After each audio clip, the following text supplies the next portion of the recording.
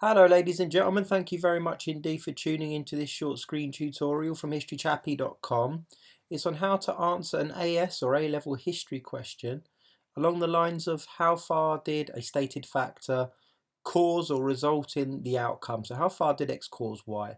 The exemplar we have here is relating to Soviet Union Edexcel syllabus 1917 to 1991. It's how far was Beria responsible for enlarging the role of the secret police in the years 1938 to 53. It's a 20-mark question.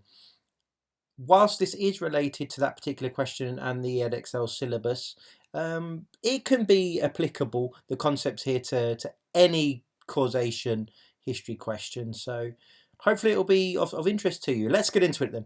The key factors to remember when answering one of these how far did X cause Y questions is, well, you obviously need this deep knowledge of the stated factor. In this case, it's Lavrenti Beria and others in relation to the question. Some other factors that may be relevant here are Stalin's role, the role of other key individuals, contextual factors, that's World War II, the 5-year plans, collectivization, legacy factors potentially, such as previous leaders, Yagoda and Yezhov, the blueprint or framework of terror that was bequeathed to Beria from history, things like the Tsar, Lenin, etc., etc. Have a respect for the entire chronological range of the question to make sure you're not leaving any time periods out, because that could conceptually limit your mark. In this case, the time frame is 1938 to 1953. You must respect that. The key thing to remember here conceptually is that there's usually more than one cause for every event or outcome in history. Whilst that is true, therefore we have more than one cause, they can be ranked in terms of their relative importance or significance. So for instance, if you ask the question, how far was Steve Jobs responsible for the growth of Apple between 1990 and 2005, you'd need to consider Steve Jobs' contribution first, that's your stated factor, but then you then need to weigh it relatively against the contribution of other factors, be other individuals, other forces, the failures of the opposition, etc., etc. But before reaching an overall balanced, nuanced and supported judgment on the extent of his role in Apple's growth overall. So essentially, just avoid telling the story. You must rank the factors in order of relative significance and weigh their relative contribution to the overall outcome. That's the key here. You're going to need to ensure that you generate a clear and explicit argument in the introduction in relation to that question, as well as outlining the context and delineating the criteria or keywords or defining those keywords from the question. In this case, it's going to be enlarging role. So if you establish some criteria by which you can answer the question, that's fantastic. But you're also going to need to outline an argument in your introduction, and then that argument is going to need to be the reoccurring theme or leitmotif throughout the essay. Consider the extent to which different factors are responsible, as we've said, but please do not be tempted to write the story, in this case, of Lavrenti Beria, the secret police, or whatever concept or aspect that you're discussing in your essay. In relation to subject knowledge for this essay, here's some factors that you might want to consider. Well, you have to consider Beria's role first, so you always start with the stated factor when given one in a history essay. In this case, Beria, well, he carved out a role in the economy for the secret police. He made the police profitable, so to speak, in establishment and forwarding of gulags in economic role, slave labour, etc. There's Stalin, the other key individual here. You could argue that nothing could happen without Uncle Joe say so, and that Beria was just operating under the remit or rubric of Uncle Joe, so to speak. The contextual factors such as World War II, collectivization, 5-year plans, you could consider the impact of those. And then you could consider historical factors such as the blueprint or rubric or modus operandi bequeathed to Beria in this case by other individuals dating back as far as the Tsar, as long as you keep it relevant. Okay, I'll go over here quickly. So we need to break down the question. Here we have the mechanics of an A-level question. I would suggest that you become 101% au fait with this, because if you know how to break down the mechanics of the question, you're going to be in a much better position to answer that question. So ensure that you clearly understand the components such as the stem, what you're being required to do, stated factor, what the key words are, and the time frame. If you can do that, then you'll go a long way to being successful. Here we have from a very, very kind colleague some lexicogrammatical chunks that has been borrowed from historical scholarship. I wouldn't suggest you use these for the sake of using them, or you build arguments whereby you can use these. I would suggest you utilize these organically in building your arguments as and when necessary. Here's the Edexcel mark scheme for the AS level. That's just as a point of reference there. And here we have some scaffolding. Now, whilst this may not be 101% applicable to the essay that you're writing, it does give you a decent enough overview of how to structure any essay. You're going to need an introduction with your general context, definitions and criteria, and the key thing is to outline your argument. If you have a stated factor, you must start with that, irrespective of how significant or otherwise that stated factor is. I would suggest using a tried and tested mantra like PECL, PEA, TREE, whichever suits you, that's absolutely fine. Then you're going to weigh against the relative contribution of other factors, be it one other two, or maybe if you write quick enough, three of them. And then you must finish with a clear, explicit, measured and nuanced judgment in relation to that question. Okay, then here we have an exemplar answer or an example answer to the question that we've just discussed. Let's see how faithfully those ingredients have been reproduced in this exemplar. And thank you very much indeed to the student who very kindly allowed me to use their essay for the purpose of this video. Much appreciated. Okay, so introduction, we need context, definitions, criteria, and a judgment or analytical tone established, and that's exactly what's happened here. We have a brief overview of the context, and it must be brief. You'll only have about 45 minutes per essay question in the Edexcel examination, so you need to be very, very brief in outlining the context, which has been done successfully. Then we need definitions or criteria of the keywords in the question. In this case, I would suggest responsibility for enlarging role.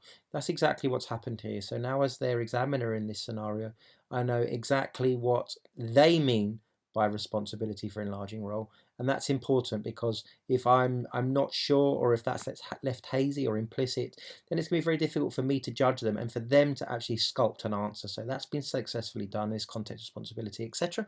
We have a clear judgment and analytical tone established, which is exactly what we need to see. Now at A level, especially in the A-level mark scheme, the level 5 for the Edexcel criteria, it talks about a sustained analysis. Now, to achieve sustained analysis, that can't just start 1, 2, 3, 4 paragraphs in. The analytical framework has to be embedded in the very, very first paragraph, or as early on as possible.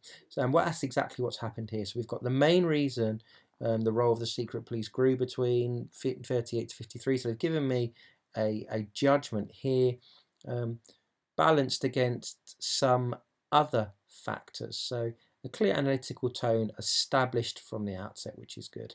Now, the second thing we talked about in terms of sculpting that essay or structuring it, irrespective of how important the stated factor, in this case Lavrenti Beria, was, you must start with it. And you must ensure that the stated factor, irrespective of its relative significance, you must ensure it does not become the poor relation of any of your other paragraphs. And what's very clever here is they've used what I call an analytical lead-in. A reason of secondary importance of the enlarging role of the secret police between 53 was Beria. So they've dealt with that stated factor first, which is fantastic. But I, as their examiner in this context, know that whilst this reason is important, it's of secondary importance in the enlarging role of the secret police between this time period. So that's fantastic. And then we go on to have, using that PEEKL, point evidence explained, keeping to the question in a link. We have a really, really rich subject knowledge here, gulags, etc., which is exactly what we need to do. So an analytical lead-in, and it's been buttressed by clear explanation and use of evidence as well, which is fantastic. What we have here then the second paragraph, or the second factor that's being discussed, a factor more responsible. So I can plot this in almost a league table, if you will. In this case, it was Stalin's policies and wishes. So I clearly know as their examiner that Lavrenti Beria's significance was of secondary importance and Stalin's role was more important. And then they do exactly the same thing again, the PEEKL factor, utilising some legacy factors in here also.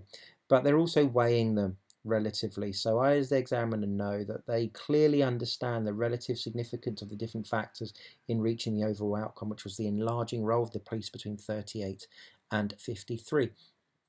One thing I've outlined here in terms of this candidate was another factor responsible for the enlarging role of the secret police.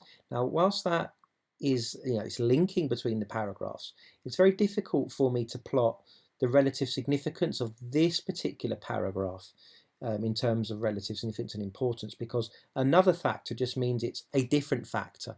It doesn't allow me to judge where that would come on the sliding scale of importance. So that was their tip here. So my tip is to rank to what extent and relative significance of that factor there. In this case, it was, where are we? Okay, well, contextual factors. So really well explained, using some really strong subject knowledge here, or specific contextual knowledge as I call it. But my tip there for improvement was to ensure that I can clearly and explicitly rank the relative significance from the outset of the factor being discussed, but I can't do that here because all they've talked about is another factor. So whilst that is by no means terminal or fatal in terms of the mark scheme, that is just a little tip for improvement. What we have here then is a judgment. Overall, Beria's role in enlarging the secret police was limited.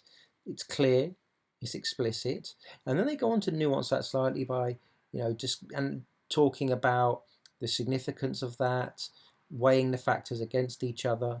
One thing in a quantitative terms that I do like is it's always good when your candidate ensures that the judgment is the pièce de résistance, or the grand finale, in quantitative terms. So I can see here that the judgment is detailed, which is fantastic. It's not just a 2 or 3 line sort of summary conclusion of what's gone before.